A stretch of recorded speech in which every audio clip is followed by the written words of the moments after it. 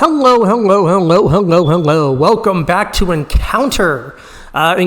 This one is interesting. This whole line was marketed as anti-submarine. And that was the whole gimmick of this line, was to be anti-submarine. The bad news is you rarely ever see these Tier 9 ships, or even these Tier 10 ships in Ops. And I don't even think you even see them in randoms hardly. Because there's so many better ships. I mean, Zao, Venezia, all those have sub-surveillance and are much better than these ships. They even have better armor. I would rather take the other two over the Cerberus. Not to say the Cerberus is a bad ship. I've actually really enjoyed the encounter. And what was the Tier 8? I believe the Tier 8 was the Auckland, I believe. Yes, it was the Auckland. I actually enjoyed those ships. I did not mind those ships, honestly. I actually enjoyed the ships. But let's go straight into it. Again, without the personal merits, your income and everything in the ship will drop, even without the permanent package. Signal-wise, we do have, and we were running the heal, and we will put that on here because you will need it. So again, I'll highlight over those flags for you so you can see them, because this ship you really do want flags on. It makes it significantly easier, and it just makes it a little bit more comfortable to play. When we go into the upgrades, being Armaments 1, engine room, aiming systems, steering gears, concealment, and main battery. Now, this ship, I would also say that when you start out with this, it's going to have pitiful range. So you can put the, Gunfire Control Mod 2 on there for the extended range, and then switch back when you get the upgraded range to get the reload. You can do that, because I absolutely did that. Consumable-wise is where it's really at. It gets Hydro, it gets Crawling Smoke, which is basically the gimmick of the whole Commonwealth ships. Sub-surveillance was the whole gimmick at 8 kilometers, and then it gets the heals. Again, that is basically the whole gimmick of this ship, which in Ops is basically useless. If they made the bots have submarines, then it would actually be useful. And it doesn't seem like they have any plans of actually doing it. Because at the time of this recording, they just announced that they would put subs in the game, or subs, the players could take subs into Ops. At the time of the recording, I'm kind of divided. I think it's okay that it's only one slot, like a CV, so it's not a huge downside. I definitely do think, from what I read, they're definitely pampering them. Same with the carriers.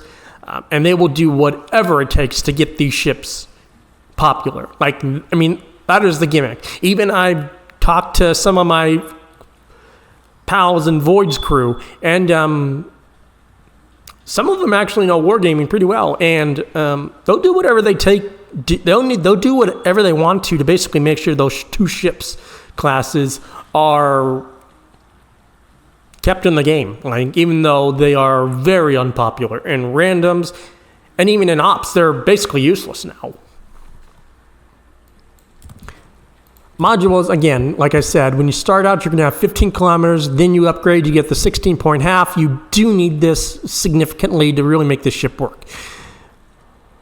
With all the HP, it's around 43,800 without the skills. And we'll get into the skills, of course. Armor-wise, yeah, you're going to get overmatched by basically everything. Because when we pull away the armor, like we always like to do for you folks, that's your Citadel right there. And we put the armor on there, even the torpedo protection, it doesn't add anything. Like, that's your Citadel. Like, that's way above the waterline. Like, you're floating Citadel, basically. Now, torpedo protection, don't take torpedoes, you're going to get screwed. We will come back to the HP on that for you. The guns are actually decent. Now, they do have a 9-second reload fully spec'd into them. The turn time is a little long at 30 seconds. But the guns themselves are actually very consistent. I really did enjoy this. The guns. The guns just made this ship feel so much easier. And I felt like I could be my normal kind of aggressive self and then kind of pull back. And I had a lot of flexibility with this ship to really play how I really wanted to. And that's key. The torpedoes are another great thing. They are 13.5, and you do get 2 of them, 2 quad mounts on each side. And since they're Commonwealth, they do get the single fires. So that is always nice. Maneuverability is 34 knots, 35 knots basically, with an 8.5 second rudder shift fully, built into it. That's why I took it, because if you didn't take that, that would go up. And I always try to keep that in mind when I'm playing my ships, because I'm like, do I want faster rudder shift or do I want damage control? And I'm like, for the most part, I will usually always take steering gears because I want that rudder shift. Now, we'll go back into the survivability and the health for you real quick. And we're going to just highlight over these what I would honestly recommend taking.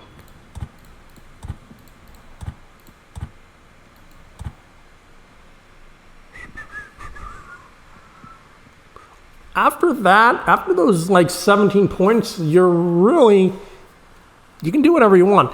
Like when we do add all the HP up, it's still got pretty much ZOW HP at 48,000. It's still a pretty good amount of HP. So I would definitely recommend speccing into that HP, because you're going to need all that HP. Fully built in the concealment. You are 10.5 kilometers. Again, you get 13.5 kilometer torps. You can still stealth torp. And that's key.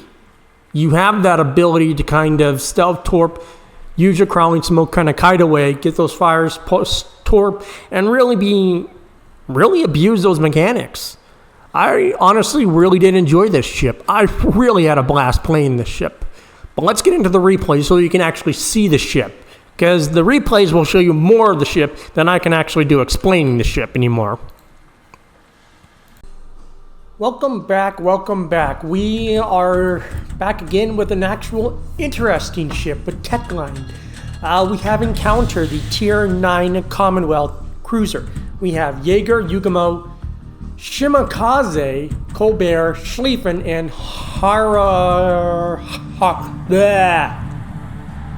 Harkuyu. Now, you all know how I feel about CVs. This is the base commander. We expect the arrival of transport and attack squadrons. Strike aircraft will ensure support during the embarkation and evacuation on transport aircraft. Warship commanders, clear the most direct route for the aircraft in the specified sectors. Awaiting instructions. I don't really know what he's talking about, but I understand, Schlieffen kind of being worried. I was definitely worried. Well, okay, I'll say that again. I wasn't worried about the DDs. I was worried about having the carrier, because the carrier just isn't that useful in ops. I would rather have a cruiser or another DD than a carrier. Because carriers are like subs in ops now. They're not that useful.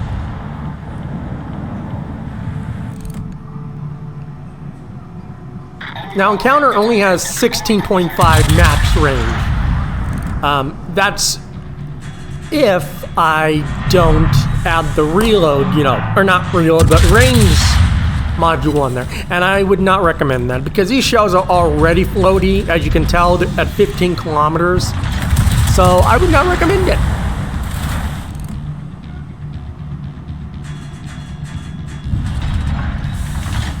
They are saying, this is going to be rough. It is. Well, I wasn't overtly worried. Problem solved, sir. I know we had the DDs, because in my mind, if we can make it past this first wave and get past the Clevelands, we're in the home stretch for these DDs. These DDs can then do whatever they need to do. because we've eliminated a huge portion of the radar. We've cleared out this huge, vast majority of the map for them. Although it is kind of hard for them on this first wave, considering they have a Des Moines, and a Jackson. And they both have all the DD stuff. So they are heavily handicapped as far as being detectable. It is not stopping them from blapping that whole area with a bunch of torps, though. The bad news is that I guarantee you half those torps are all aimed at the Iowa, which has a double flyer on it and has been burning. CV looks like he only got one torp, and his planes are just going to get chewed up by all those AA ships. I mean, those are that's suicide. No carrier can survive that. The only carrier that could probably survive that and make maybe 1 or 2 passes is an FDR. Hawk really can't do that. Now look at where the CV is. He is just pushing in there, and he's definitely getting focused because you can see the shells from Jacksonville, the DM, and all of them slamming into him. So he is gonna die. And I'm sorry I didn't look at his health. I was too busy trying to kill the Jacksonville, so I could free up my DDs. I wanted to get these DDs out of that cove and into the action. And the only way I can do that is to get rid of the Jacksonville. Plus, all my DPM is up north. Yeah, now Hawk is taking all that fire. I really don't know what he was doing.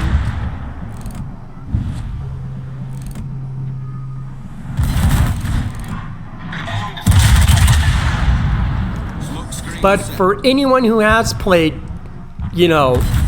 ops, and has been on that side in a tier 8 CV, is well aware of what happens when a cruiser spawns there and leaves, and a CV is left all alone to defend itself. It does not end well. And if that's tier 8, tier 9 I imagine is even worse. Plus, if all those other ships that were firing at him, I imagine from that side's perspective, his health was going down pretty significantly. Looks like the Jaeger got a pretty good hit on the Colorado. And Goering is now shooting me. But I am not too worried. Now that CV only has that one flight left. And remember, since his carrier's gone, he only has a limited amount of flight. I believe it's like 3 minutes that he has on, like, well, we'll say fuel before he has to, before his planes go poof, in a sense. And I want my DDs to get back because I know that Shima will be close to within radar range, and I want him to get out of there. If he can get behind that little rock, he'll be safe. Jaeger, I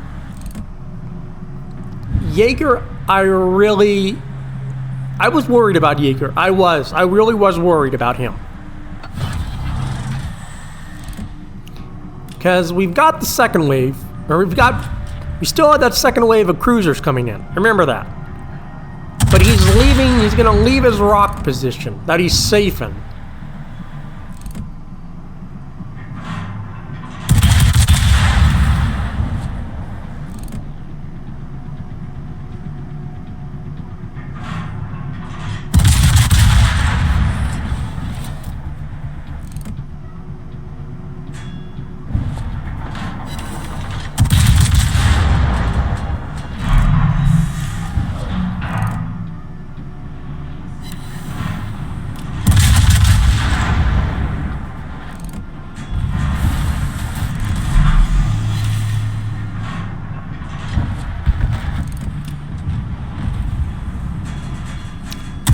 Now he is well within range of that Cleveland's radar, and with a Helena and a Cleveland down there, he's in very bad trouble.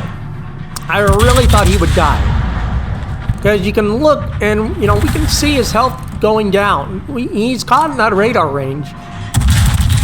He can live. He just has to basically survive the radar duration, and it doesn't look good for him. He is going to live, though. He is going to live. He does go dark.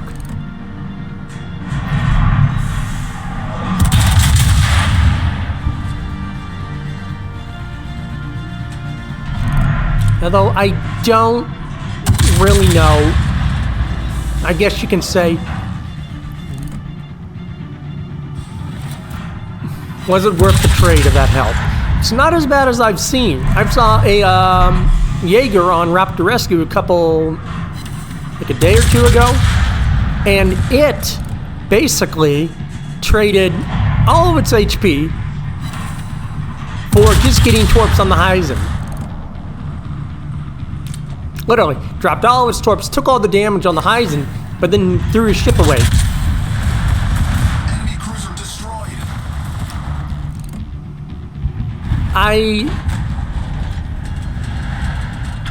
I mean, if you're the DD and you're like at the very front of all the ships on Raptor Rescue, and you have a reload booster and you can pop it, go for it, because you'll be the first one out there.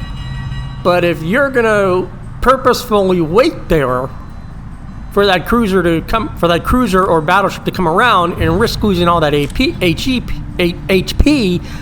then you're in a problem. Then you're in a very sticky situation per se. And we've got a traffic jam.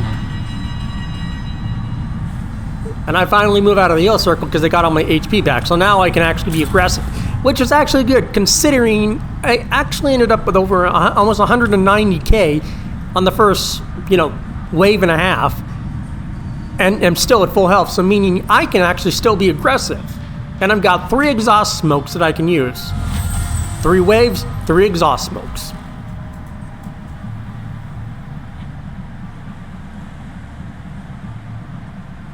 Warship commanders, transport aircraft have arrived. Although I was worried for one thing, I was definitely worried where that Embarkation is finished. whiskey would show up, because I am deathly afraid of a main showing up. Provide gunfire support. I've had enough of these flagship ops to be wary of when whiskey shows up. Even though Forgotten Void and his boys can actually predict that surprisingly very well. In the combat area. Destroy her.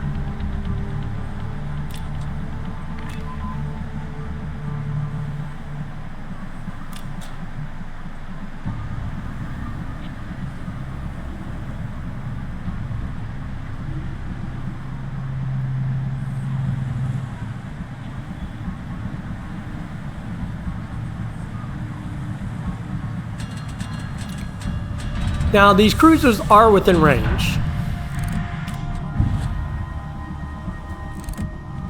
Smoke generator started.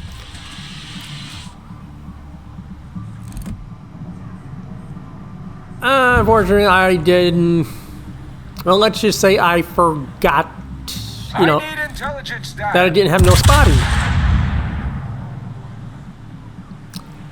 Yugumo, though, is going to make a slight hiccup. DDs, I get them trying to go for damage, especially the Yugumo. If he's going for the Shima, he's going to need that damage.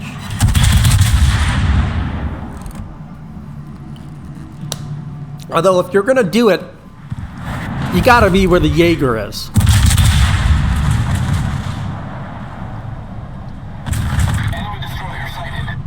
I mean, Jaeger's in a perfect position to drop torps everywhere. He's also in a very bad position.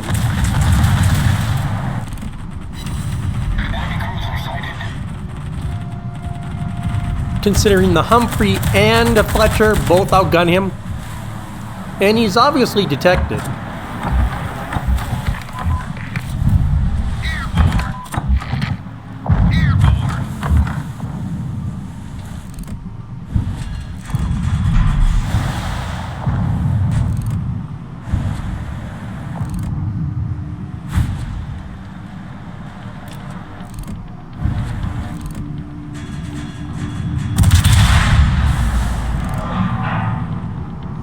Now, since the Yugumo did not spot there, we did lose spotting for a little bit, so that is unfortunate.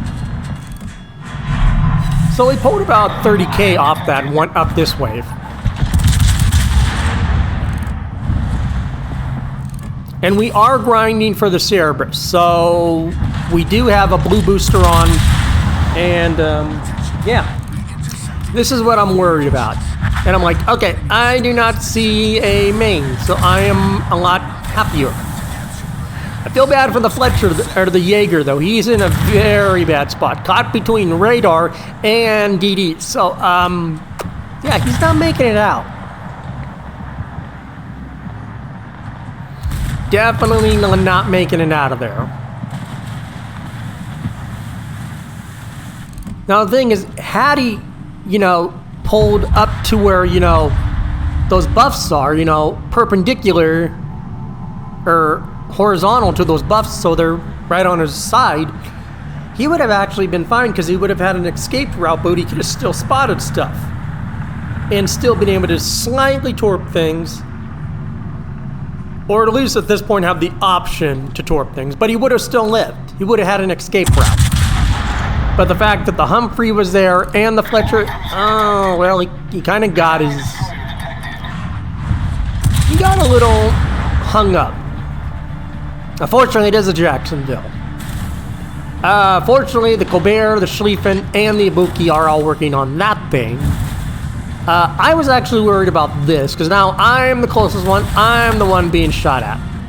So I was actually very worried.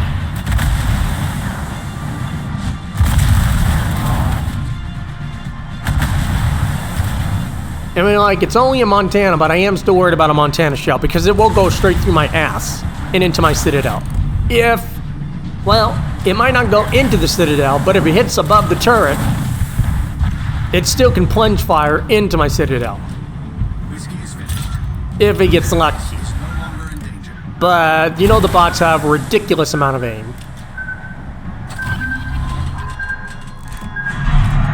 And we've still got to get past, and we can't get to the CV without getting past this wave. Smoke generator started. And the main shows up on the last wave. Fortunately, our exhaust smoke is off, or not exhaust smoke, but crawling smoke is off cooldown. So we are able to slowly start farming this wave. And the reason I shot the battleship, because you know what, you might get lucky, you might get a fire, and you might be able to get it off cooldown and get some fires. Okay, there's the fire. So that means his DCP's off cooldown. So now I just have to wait a little bit, and then I can set some fires and slowly work on him.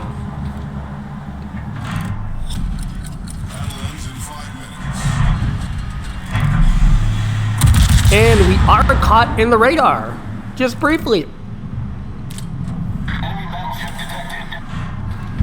Annapolis radar.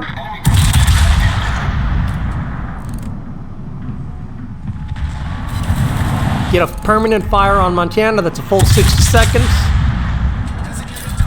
There goes the radar. There's a double fire, double 60-second fire. All stations, reporting the position of a strategic target. Looks like the Shima has dropped torps on it. It's not going to take much to kill that midway, though. We do pick up our natural selection.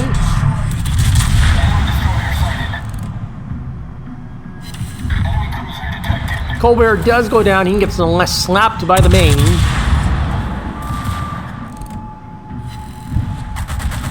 Triple fires, it looks like, on that Montana. And those torps should finish him off.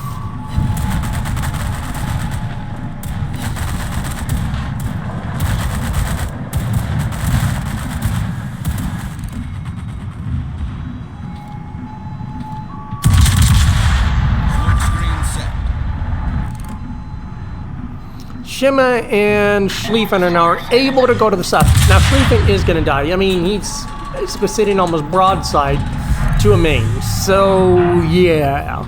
But the Shima should be able to sneak past all that. Because he should have at least enough ability to sneak past the radar. And the fact that now I'm the one being shot at, so drawing fire for him. So I'm literally the last ship besides the two DGs.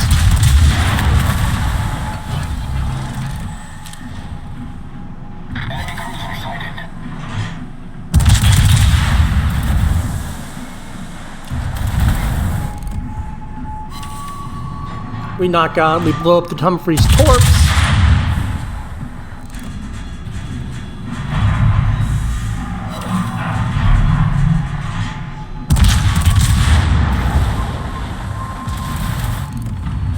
We are still in a very bad position because of all the DACA that's coming in on us. And I mean, this isn't DACA, but I mean, when you're in a Cerberus,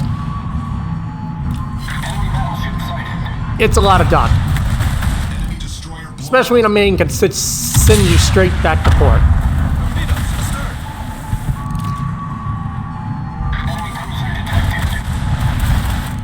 Shimmy dives to the Fletcher, takes the Fletcher with them.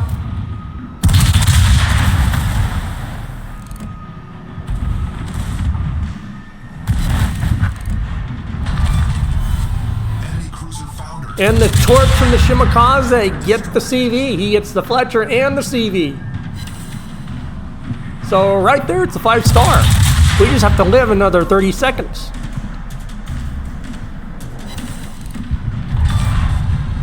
Enemy destroyer sunk.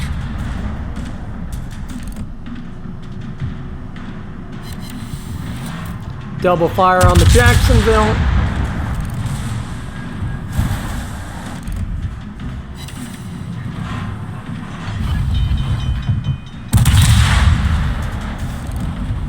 Problem solved, sir.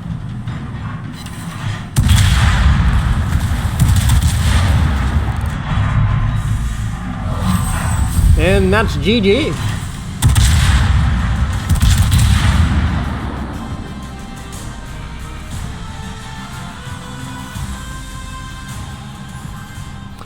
$373K. Not bad for an encounter. And for a blue booster and a daily, that's a pretty hefty haul. That helps a lot with moving on to the Cerberus. 45K and 3,700 in free XP. And we cracked 2822, Schlieffen 2757. Shimakaze, well done for him, 2598 with the Colbert at 2343. Now he would have been higher if he hadn't gotten nuked. I mean, let's be honest. If he hadn't got hit by that CV or by the main, he would have been higher. He probably would have been third.